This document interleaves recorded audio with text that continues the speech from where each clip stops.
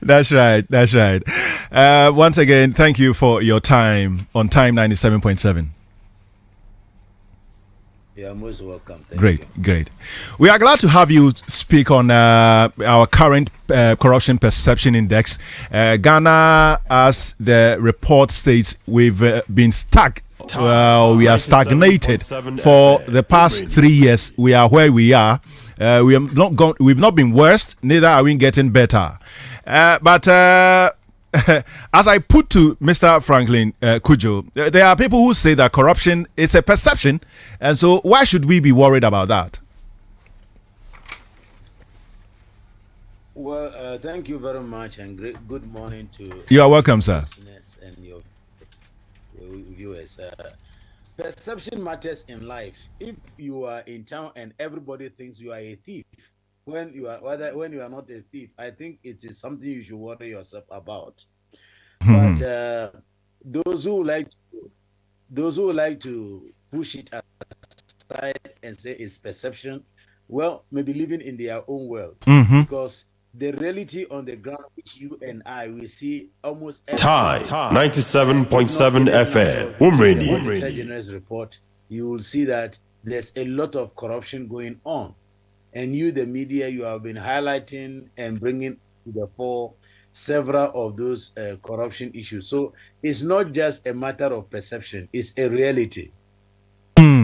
Well, it's a reality. You've also said elsewhere that corruption is the deadliest disease to have ever happened to Ghana. We thought it was COVID, but you said corruption is the deadliest disease that has ever happened to us. Why do you say so? Yes, COVID does not come anywhere near corruption as far as the effect of corruption is concerned on our society. Okay. If you can imagine the number of people who die in our hospitals because of corruption, the medicine which should be available to them is not there.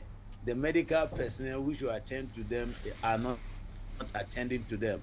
And you consider the number of people who die on our roads because of the same corruption. The money given to construct the road has been diverted into individuals. And you consider the number of children who up to today are schooling under trees, or even those who are in buildings, they are in dilapidated buildings, etc. No other disease come anywhere near corruption. That is why it is a collective responsibility of all of us to stand up against corruption, to ensure that public funds are used to provide services that will be of benefit to all of us and make life better for all of us. Why, for instance, do you think that African leaders, when they get sick, they jump into the plane and go abroad? We have hospitals in Ghana, we have hospitals everywhere in Africa. Why do they go abroad? Why don't they receive their treatments at home? Why is it that their children are schooling abroad? Because people over there have built their systems and it is working well. Why would we not do the same at home? I thought the accounts have a saying that at the power of Yahweh, if we like good things, that's right. Why don't we do it at home also? So that is the problem. If we don't fight corruption, corruption will fight us. So, and if I can yes, continue. If I can quickly add, what is more disturbing about the situation is that corruption is a leakage. It is like monies which are supposed to be used to develop the country are going into people's pocket. Instead of we stopping that, what I see of late is that government continuously increases tax. So it's collecting money from you and I, and instead of that money going to develop the country, others are stealing it. That is the painful part, of corruption. Now, everything you buy in Ghana, you have to pay taxes on it. We are told very soon that electricity said we are going to pay VAT on it. Yes, if that money is collected and used for all of us, our benefit is not painful. But if that money is collected only for money to be diverted into individual pockets, that is terrible. So that is why I think we must all stand up against corruption. Now, we have a president who promised to protect the public purse. Not to talk about your experience anyway with the government, but there are so many people who have been complaining about the difficulty in fighting corruption. For example, the OSP. What alternative do we have?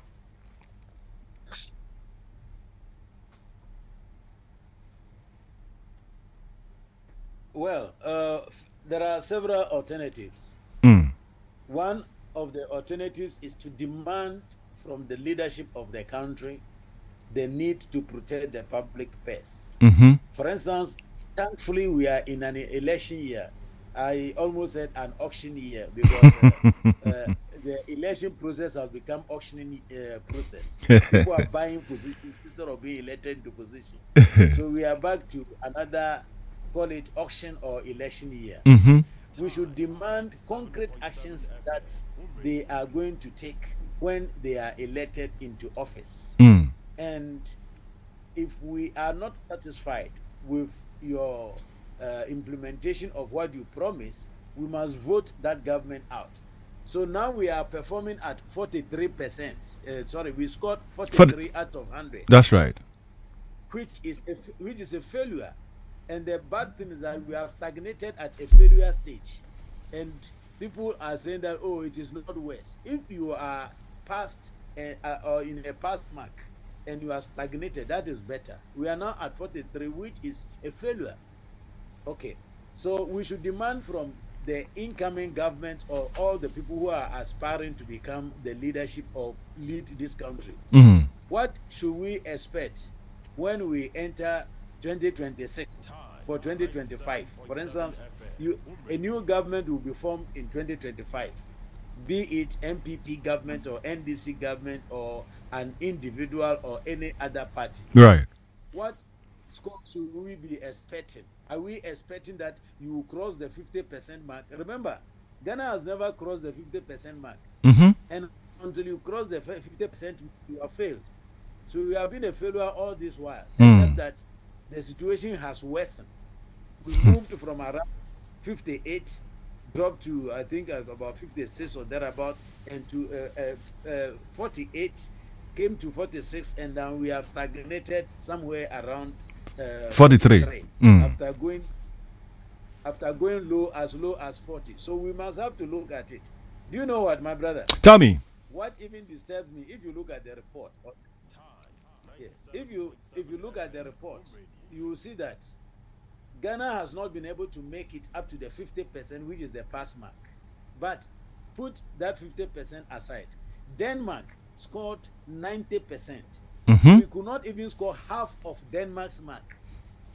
If we scored that, we would have been at 45%. Even that, which is a failure, we have not been able to make it. So we should demand from our leaders that, look, when you resume or you come to office 2025, what will be the corruption perception scores? Will you be able to score 50% at minimum?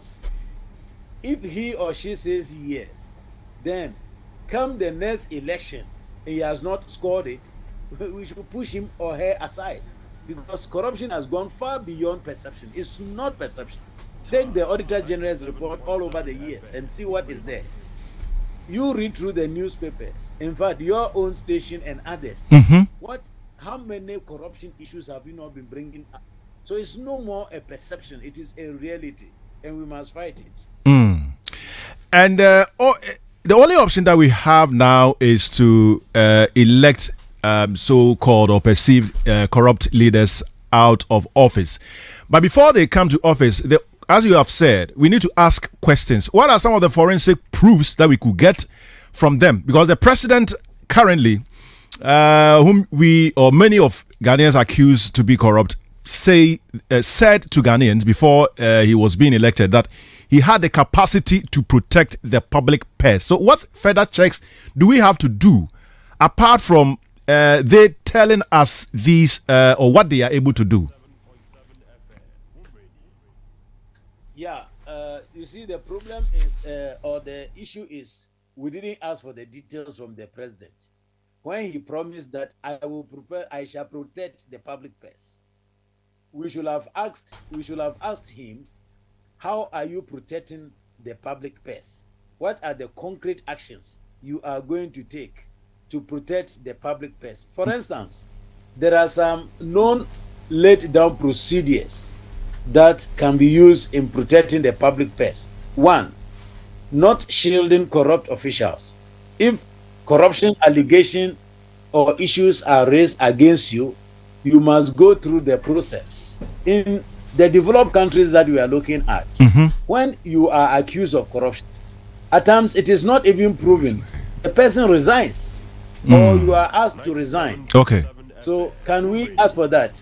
Under our laws, Article 286 of the Constitution provides that they should declare their assets. They should let us know. All your government appointees that you are bringing to office, they should let us know.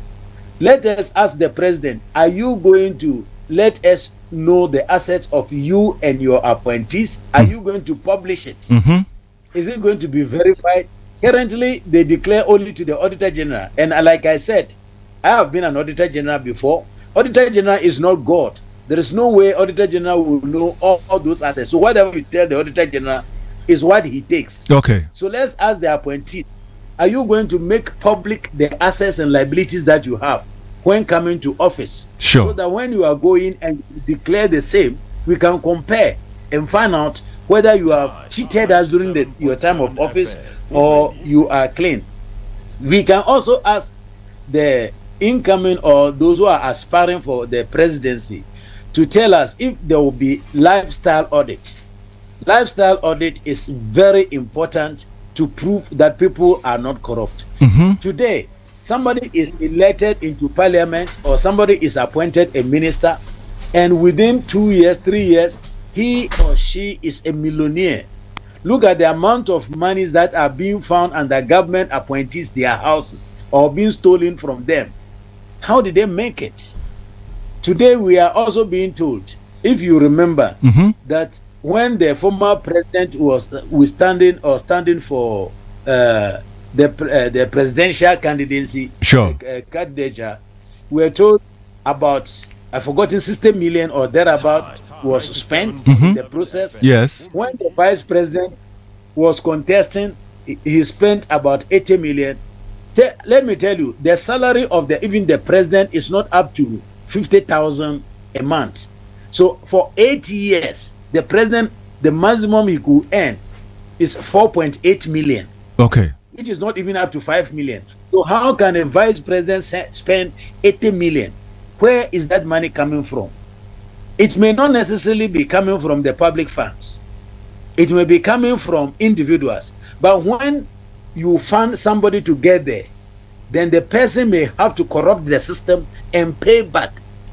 There is no person who finance politics who is a philanthropist. So when they give you the money and say go to office, once you reach the office, you have to divert public funds to them. What I fear most, even for Africa and Ghana, is not only that businessmen may capture power, but we may soon have drug peddlers be in charge of our government. We may soon have terrorists who are funding our government, and it may be a problem. So they should let us know where the 60 million, where the 80 million came from. The former president was able to raise it. Yes, we are not saying he's a thief. The vice president was able to raise 80 million. We are not saying he's a thief, but there must be a public declaration where it came from. That is the way to ensure that we don't go into the same situation we find ourselves now in the future.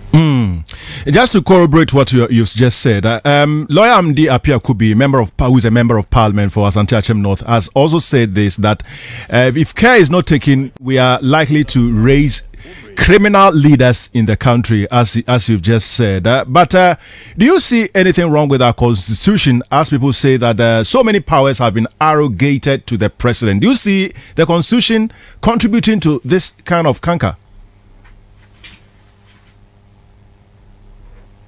Yes and no. If we want to look at the constitution holistically, I think Ghana has a very good constitution. Okay. But there are some areas of the constitution which may need to be twisted a bit so to reduce some of the powers that are given to the president. All right. It is said that power corrupts and absolute power corrupts absolutely. That's right. When almost everybody is at the beck and call of the president, and the Ghanaian culture is that he is the one who appointed me, and for that matter, I must satisfy him, forgetting that the position is for the country, it is not for the person, then we may have to look at that process again. But to be very honest with you, the abuses which are going on are basically about implementation more than the constitution.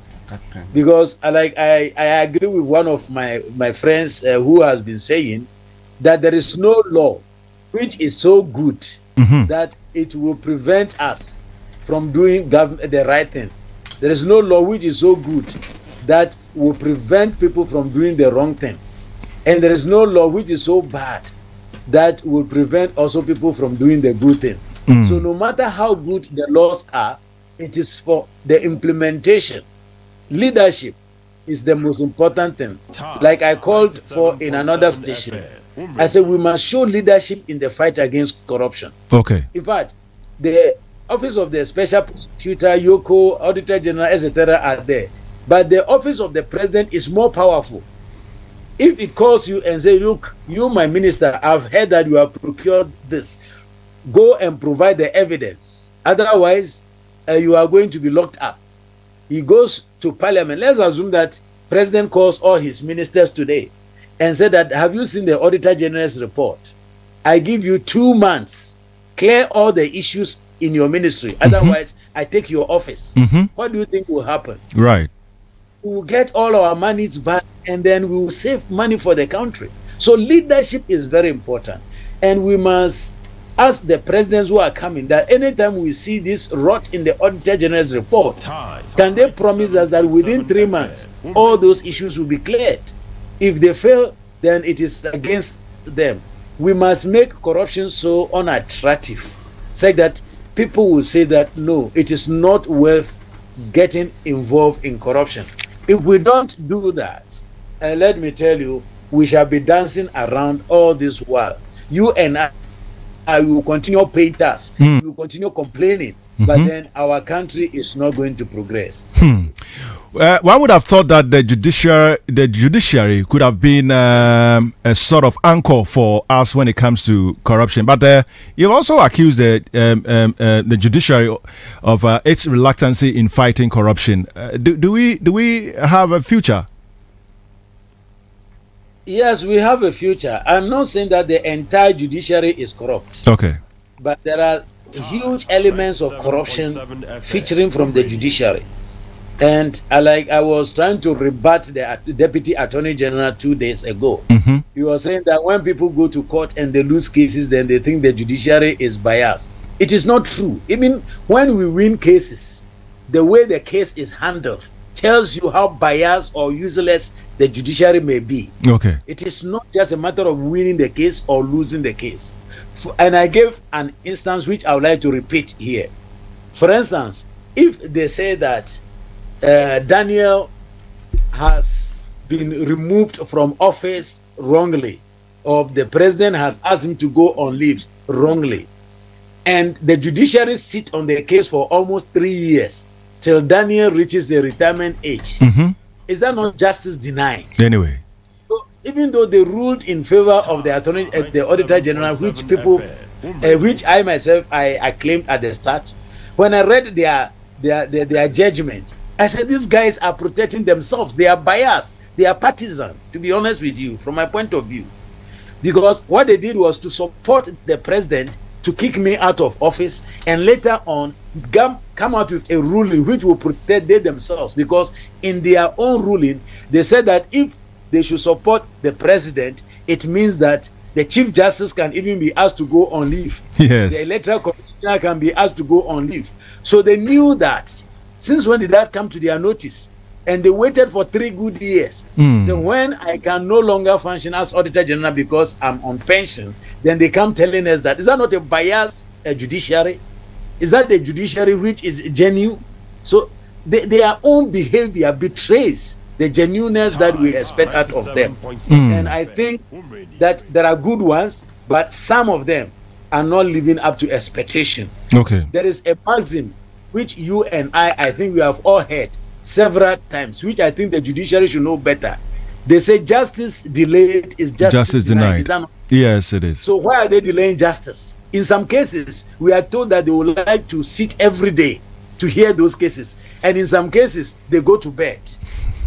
Why is it so? Do you know that there is another case between Wilberforce versus Attorney General, which is also about the Auditor General? That case was even before the CSOs, their case. That one is about 4 years now. They've not even called the case. So is that how the judiciary should be? And if we don't have a strong judiciary, in fact, the end result is that people will have to take the law into their hands, which is terrible for any country or any system. That is why I am very harsh on the judiciary. But let me say that the parliament, which is the legislature, they are also not giving us good signals at all. Now, it looks like everybody going to parliament has to buy his way to parliament. We are not doing election. We are auctioning the parliamentary positions. And when they get to parliament, the decisions that are happening from there also leave a lot to be desired. They themselves, even the majority, came and said, let the senior, the finance minister go. Do you remember that? Yes, I do. What has happened to that? Before the majority came, but the minority had already requested the finance minister to go. So it is like both the minority and the majority say let him go. Up to today, what has happened? We were promised that after going to IMF, he will go. After presenting the budget, we will go. Have those things not happened? And are they not seeing it? So the three arms of government are letting Ghanaians down, which is disturbing. The earlier they wake up, the better it is for us, because these things can culminate into chaos in the future. People may take advantage of this lawlessness and low performance of the three arms of government and say, look, we are taking over power, which, God forbid, we don't want to go back into. Maybe you are not as old as me. You did not see how the military ruled us. It is a very unpleasant situation, which when people say let the military take over, I say you have no idea what you are asking. When it comes, you will see it for yourself. So please, we may have to lead up. We may have to wake up and rule and do the work properly, so that we can all have a safe country where we can be proud of. Thank you very much. Right. Well, before you go, I think I have about 4 minutes to go. But the OSP is mandated to tackle corruption.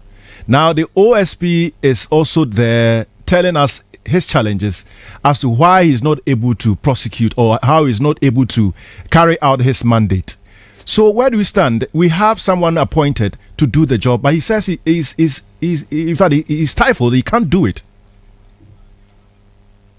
Yes, that is a very disturbing situation. To be very honest with you, personally, I thought we have too many institutions established to fight corruption. Okay. That is also another wastage which we must avoid. All right. Can you imagine the amount of money we are spending on the OSP? That can build several schools, can construct our roads. So we are wasting money on fighting corruption. Okay. So if we spend all that money and we don't give the OSP the room and the space that he or she needs to operate, it is what in South Africa they refer to in their public financial management law as fruitless and wasteful expenditure. A fruitless and wasteful expenditure is an expenditure that does not produce results. And that is what we are incurring in Ghana. Okay. For instance, we have had 2 OSPs for up to today. The first one, my own brother, or senior brother, Martin Amidou. That's right. That there was interference from the highest office of the land in his work.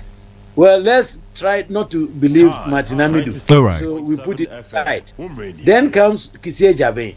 I think he's my younger brother. I'm older than him. All right. He also complains that he's being frustrated by no less institution than the judiciary, which should be neutral, which should be unbiased.